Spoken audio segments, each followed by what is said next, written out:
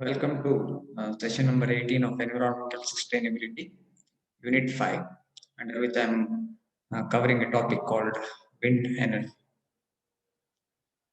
ಈ ಟಾಪಿಕ್ ಅಲ್ಲಿ ನಾನು ಏನೇನು ಕವರ್ ಮಾಡಬೇಕು ಅಂತ ಪ್ಲಾನ್ ಮಾಡ್ಕೊಂಡಿದ್ದೀನಿ ಅಂದ್ರೆ ಒಂದು ವಿಂಡ್ ಎನರ್ಜಿ ಅಂದ್ರೆ ಏನು ಹೇಳ್ತೀನಿ. Next current status of wind energy ಏನಿದೆ ಅಂತ ಹೇಳ್ತೀನಿ. What about the future prospects of wind energy, wind energy in India, and some multiple choice questions and descriptive type of questions include ಮಾಡ್ಕೊಂಡಿದ್ದೀನಿ. First ಗೆ ಬರೋದಾದ್ರೆ wind energy ಅಂದ್ರೆ ಏನು? Wind energy in general ಹೇಳೋದಾದ್ರೆ it is a generation of power using wind. Okay, so ಗಾಳಿಯನ್ನ use ಮಾಡಿಕೊಂಡು ನಾವೇನ್ power ಎಲೆಕ್ಟ್ರಿಸಿಟಿನ generate ಮಾಡ್ತೀವೋ that is called as wind energy.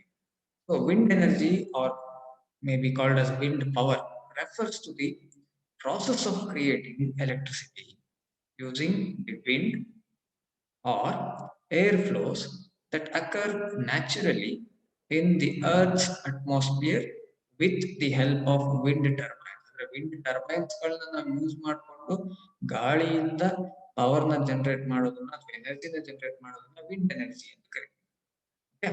Wind is generated on the Earth's surface due to uneven land. Wind energy is a popular, sustainable, renewable source of energy that has a much smaller impact on the environment compared to burning fossil fuels. ಅಂದ್ರೆ wind ಎನರ್ಜಿಯಿಂದ ಯಾವುದೇ ರೀತಿಯಾದಂತ pollution ಆಗಲ್ಲ environment. So fossil fuels ನ burn ಮಾಡಿ ನಾವು power ನ generate ಮಾಡಬಹುದು, ಬಟ್ ಫಾಸಿಲ್ ಫ್ಯೂಲ್ಸ್ ನ ಬರ್ನ್ ಮಾಡೋದ್ರಿಂದ it causes pollution to the environment.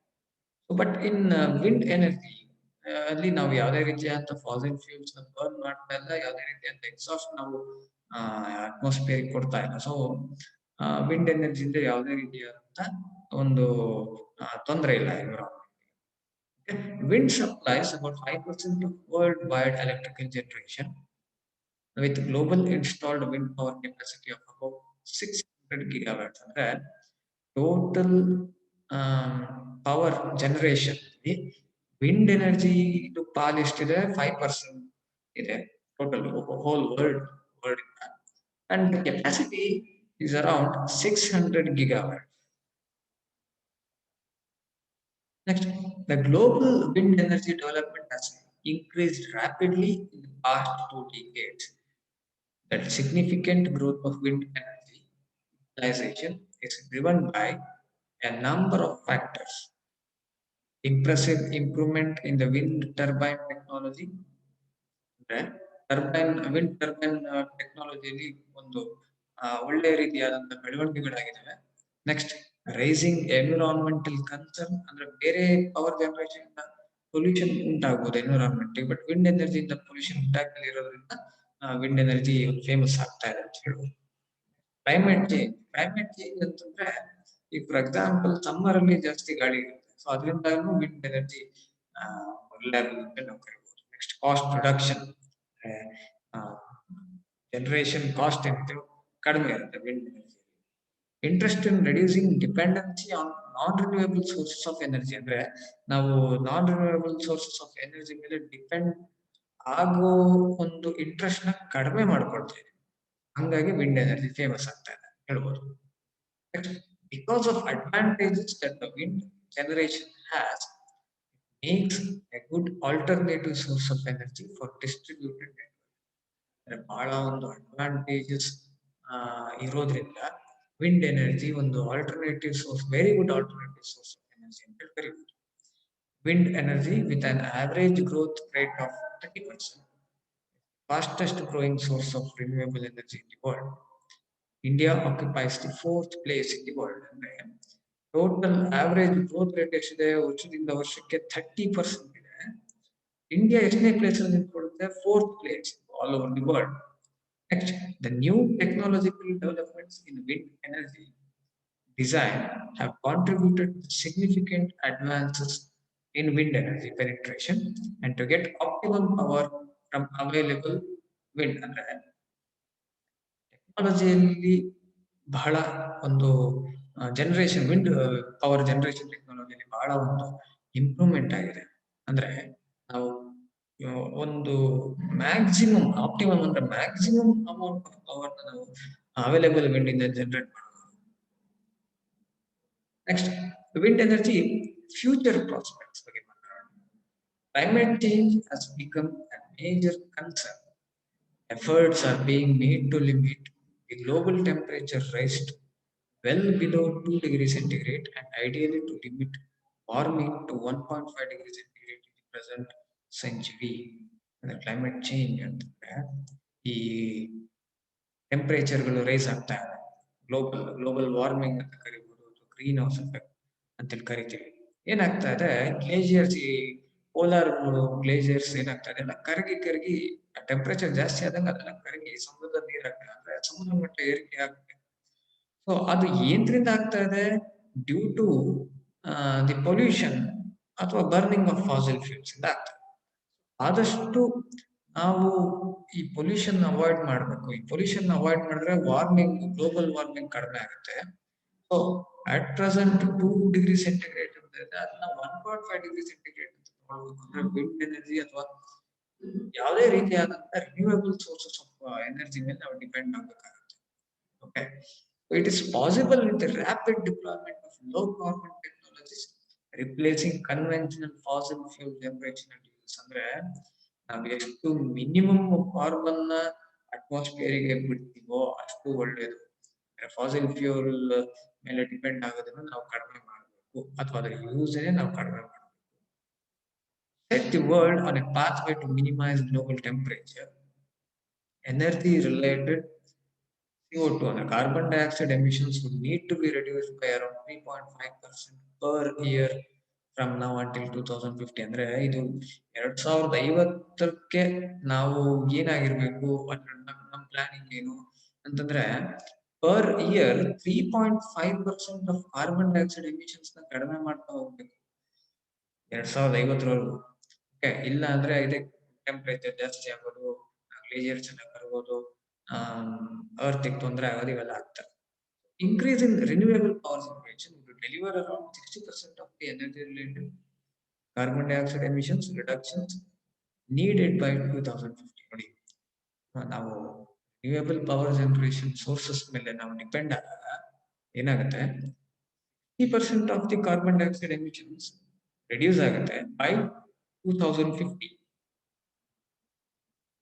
The energy transformation will also boost gross domestic product by 2.1 GDP by 2.5% and total employment by 0.2% globally in 2050. ಅಂದ್ರೆ ಈ ನಾವು ಹೊಸ ಒಂದು ರಿನ್ಯೂವೇಬಲ್ ಸೋರ್ಸ್ ಮೇಲೆ ನಾವು ಡಿಪೆಂಡ್ ಆದಾಗ ಬರೀ ಈ ವೆದರ್ ಅದೆಲ್ಲ ಅಥವಾ ವಾರ್ಮಿಂಗ್ ಬಗ್ಗೆ ನಾವು ಏನ್ ಮಾಡಲ್ಲ, GDP ಇನ್ಕ್ರೀಸ್ ಆಗುತ್ತೆ, ಎಂಪ್ಲಾಯ್ಮೆಂಟ್ ಸಿಗುತ್ತೆ. ಎಷ್ಟು ನೋಡಿ, 2.5% GDP ಇನ್ಕ್ರೀಸ್ ಆಗುತ್ತೆ, total employment by 0.2% by 2000. In addition, it would bring broader social and environmental benefits, health, subsidy, and climate-related savings over a 30-year period. ಒಂದು ಸೋಷಿಯಲ್ ಮತ್ತೆ ಎನ್ವಿರಾನ್ಮೆಂಟಲ್ ಬೆನಿಫಿಟ್ ನ wind energy ಅಥವಾ renewable source of energy ಕೊಡುತ್ತೆ. ಒಳ್ಳೆ health, subsidy and climate related savings over a 30-year period. Wind energy will lead the way in the transformation of the global electricity sector. Wind power would supply more than 1/3 of total electricity demand by 2050. ಅಂದ್ರೆ 1/3 power generation ಏನಿದೆಯೋ ಅದು wind power production ಮಾಡುತ್ತೆ by 2050. Okay, so this represents nearly 9 times rise in the wind power share the total generation mix by 2050 compared to 2016 levels. Right? ಈಗ 2016 ಅಲ್ಲಿ ಎಷ್ಟು ಇದೆಯೋ ಅದ್ರದ್ದು 9 ಪಟ್ಟು ಹೆಚ್ಚಿಗೆ ಆಗ್ಬೇಕಾಗುತ್ತೆ ಬೈ 2050. ಏನು ಇನ್ಸ್ಟಾಲೇಷನ್ ವಿಂಡೋ ವಿಂಡ್ ಮಿಲ್ ಅಥವಾ ವಿಂಡ್ ಟರ್ಬೈನ್ಗಳನ್ನ 9 ಟೈಮ್ಸ್ ಹೆಚ್ಚಿಗೆ ನಾವು ಬೈ 2015 ಮಾಡಿದಾಗ ಈ ಮೇಲ್ಗಡೆ ಹೇಳಿದಂತ ವಿಷಯ ಎಲ್ಲ ನಾವು ಫುಲ್ಫಿಲ್ ಮಾಡಬಹುದು. However, in the context of total installed capacity by 2050, much larger capacity expansion will be needed. Wind energy in India ಏನು ಅಂದ್ರೆ ಭಾರತದಲ್ಲಿ, ನಮ್ಮ ದೇಶದಲ್ಲಿ ವಿಂಡ್ ಎನರ್ಜಿ ಸ್ಟೇಟಸ್ ಏನಿದೆ ಅಂದ್ರೆ the development of wind power in India began in 1990. ನೋಡಿ 1990ರಲ್ಲಿ ನಮ್ಮ ದೇಶಕ್ಕೆ ವಿಂಡ್ ಪವರ್ ಜನರೇಷನ್ ನಾವು ಅಡಾಪ್ಟ್ ಮಾಡ್ಕೊಂಡ್ವಿ. Okay, India is the world's 4th largest wind power generator. Today, India is a major player in the global wind energy market. ಅಂದ್ರೆ ಭಾರತ 4ನೇ ಸ್ಥಾನದಲ್ಲಿದೆ wind power generation. India is a major player in the global wind energy market. As of 30th September 2020, total installed wind energy capacity was 38 gigawatt. 30 September 2020 ಎಷ್ಟು power ನಾವು generate ಮಾಡ್ತಾ ಇದ್ವಿ ಅಂದ್ರೆ wind power ಎಷ್ಟು generate ಮಾಡ್ತಾ ಇದ್ವಿ? 38 gigawatt. Wind energy capacity is mainly spread across the southern, western and northern regions. ಅಂದ್ರೆ ದಕ್ಷಿಣ ಭಾಗದಲ್ಲಿ, ಪಶ್ಚಿಮ ಭಾಗದಲ್ಲಿ ಮತ್ತು ಉತ್ತರ ಭಾಗಗಳಲ್ಲಿ ಜಾಸ್ತಿ ವಿಂಡ್ ಎನರ್ಜಿ ಜನರೇಷನ್ ನಾವು ಇಟ್ಕೊಂಡಿದ್ದೀವಿ. Wind energy costs in India are decreasing rapidly. The levelized tariff of wind power reached a record low of 2.43 per kilowatt hour without any direct or indirect subsidies during auctions for wind projects in December 2017. ಅಂದ್ರೆ 1 kilowatt ಅವರ್ಗೆ wind power ಎಷ್ಟಿದೆ rate? ₹2.43 ಇದೆ. ಇದು ಯಾವಾಗಿದ್ದು? December 2017. ಅಂದ್ರೆ rate ಕಡಿಮೆ ಇದೆ. Next ಈ ಒಂದು ಟೇಬಲ್ ನಿಮಗೆ ಸಮ್ ವಿಂಡ್ ಪವರ್ ಎಷ್ಟು ನಾವು ಜನರೇಷನ್ ಮಾಡಿದ್ವಿ ಅಂತೇಳಿ ತೋರಿಸ್ಬೋದು. ಸೊ ಇಯರ್ 2006 ಮತ್ತು 7 ಅಲ್ಲಿ 7,850 ಮೆಗಾವ್ಯಾಟ್, 7-8 ಅಲ್ಲಿ 9,587 ಮೆಗಾವ್ಯಾಟ್, 8-9 ಅಲ್ಲಿ 10,925 ಮೆಗಾವ್ಯಾಟ್, 9-10 ಅಲ್ಲಿ 13,064 ಮೆಗಾವ್ಯಾಟ್, 10-11 ಅಲ್ಲಿ 16,084 ಮೆಗಾವ್ಯಾಟ್, 11-12 ಅಲ್ಲಿ 18,421 ಮೆಗಾವ್ಯಾಟ್. ಈ ರೀತಿ ಸುಮಾರು ಒಂದು 19-20 ಎಲ್ಲಾ ಸೆನ್ಸಸ್ಗೆ ನಿಮ್ಗಿದೆ. ಮೆಗಾವ್ಯಾಟ್ ಅಂದ್ರೆ that should be multiplied by 10 to the power of 6. ನಾವು ಏನ್ number ಕೊಟ್ಟಿದೀವೋ that should be multiplied by 10 to the power of 6. Gigawatt hour ಅಂತಂದ್ರೆ it should be multiplied by 10 to the power of 9. Whereas ಟೆರಾವ್ಯಾಟ್ hour ಅಂದ್ರೆ the number should be multiplied by 10 to the power of 12. Wind power accounts for nearly 10% of India's total installed power generation capacity and generated 62.03 terawatt hour in the year 2018-19, which is nearly 4% of the total electricity generation. Total electricity generation in 10% wind power thought. Okay, and 2018-19 62.03 terawatt hour ಅಂದ್ರೆ 10 to the power of 12 ಅಷ್ಟು 2018-19 ಅಲ್ಲಿ wind power generate ಮಾಡಿದೀವಿ, which is nearly 4. ಅಂದ್ರೆ total electricity ಎಷ್ಟು generation ಆಗಿದೆ ಅದರಲ್ಲಿ 4%. 70% of annual wind generation is during the 5 months duration from May to September, coinciding with southwest monsoon duration. ಈ south West monsoon season ಅಲ್ಲಿ ಅಂದ್ರೆ ಮೇ ಇಂದ September ವರೆಗೂ ಹೆಚ್ಚು ಕಡಿಮೆ 70% ಆಫ್ ಎಷ್ಟು ನಾವು ಜನರೇಟ್ ಮಾಡ್ತಾ ಇದೀವಿ ವರ್ಷ ಪೂರ್ತಿ, ಅಷ್ಟರಲ್ಲಿ 70% 5 ತಿಂಗಳು ನಾವು ಜನರೇಟ್ ಮಾಡ್ತೀವಿ. Next coming to multiple choice questions. How much is the energy available in the winds or the earth surface is estimated to be? ಇದು ಮೋಸ್ಟ್ಲಿ ಫಸ್ಟ್ ಸೈಡ್ ಅಲ್ಲಿ ನಾವು ಡಿಸ್ಕಸ್ ಮಾಡಿದ್ವಿ. 100 gigawatt, 200 gigawatt, 500 gigawatt, 600 gigawatt. ಅಂದ್ರೆ total ಭೂಮಿಯ ಮೇಲ್ಗಡೆ wind power ಎಷ್ಟಿದೆ? ಒಂದು ಅಂದಾಜು option D 600 gigawatt. Okay, next question. How much wind power does India hold? Under 30 gigawatt, 32 gigawatt, 38 gigawatt, 50 gigawatt. The answer is 38 gigawatt. As of now, India is capable of generating 38 gigawatt of wind power. Next question. What is the main source for the formation of wind? Uneven land, sun, vegetation, seasons. The answer is A, uneven land. Uneven land in the formation of wind. Next question number 4. What type of energy is wind energy? Whether it is renewable energy, non-renewable energy, conventional energy, commercial energy. The answer is renewable energy. Next question number 5. What is the instrument used to turn wind energy into electrical energy? Motor, generators, turbine, solar heat. Answer is C, wind turbine. That's what turbine. It converts wind energy into electrical. Number 6. When did the development of wind power in India began?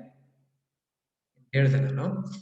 So the answer is C, 1990.